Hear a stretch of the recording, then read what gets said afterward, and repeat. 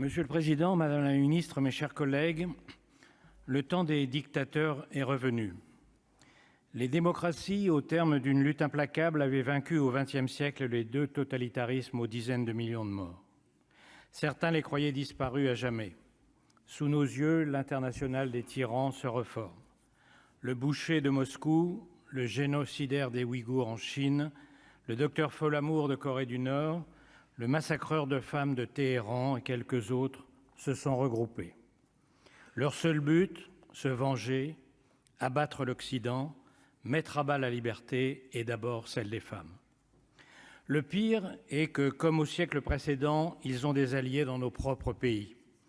Les adorateurs de Poutine indifférents au massacre des Ukrainiens, les complices de Xi qui se moquent des Ouïghours et de Taïwan, les alliés de Khamenei expliquant au moment où les Iraniennes meurent que le voile est saillant.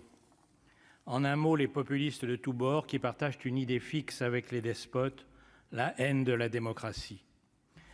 Depuis le début de la révolte en Iran et jusqu'à la manifestation de dimanche dernier à Paris, ces professionnels de l'indignation, ceux qui battent le pavé chaque semaine pour crier que la police tue ou dénoncer le racisme systémique en France, avaient disparu. Où étaient-ils lors des 2 premiers rassemblements en soutien des femmes iraniennes, en week-end sans doute, comme lors des manifestations pour l'Ukraine? Leurs comptes Twitter qui dénoncent chaque jour le patriarcat et l'islamophobie sont devenus muets. Pas un mot de soutien, pas un appel contre la monarchie et sa police des mœurs.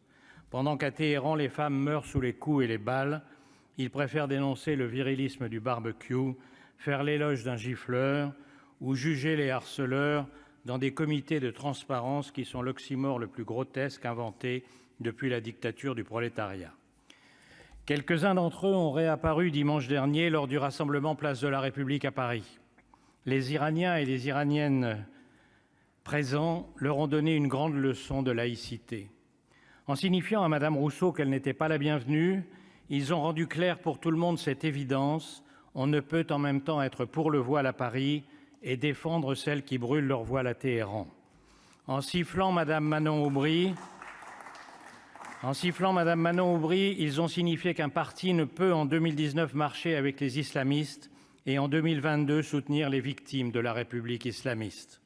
En un mot, ils nous ont montré qu'on ne peut être à la fois communautariste et universaliste, il faut choisir. En Iran, des femmes risquent leur vie pour se débarrasser du voile. Ici, les intersectionnels le présentent comme une liberté. Écoutons ce que leur répond Chantal de Rudeur. Le voile n'est pas un objet cultuel, mais un objet politique. C'est le produit phare de l'islamisme et c'est désormais une affirmation anti-occidentale et antidémocratique. Fin de citation. Ce morceau d'étoffe, Bourguiba l'appelait l'épouvantable chiffon.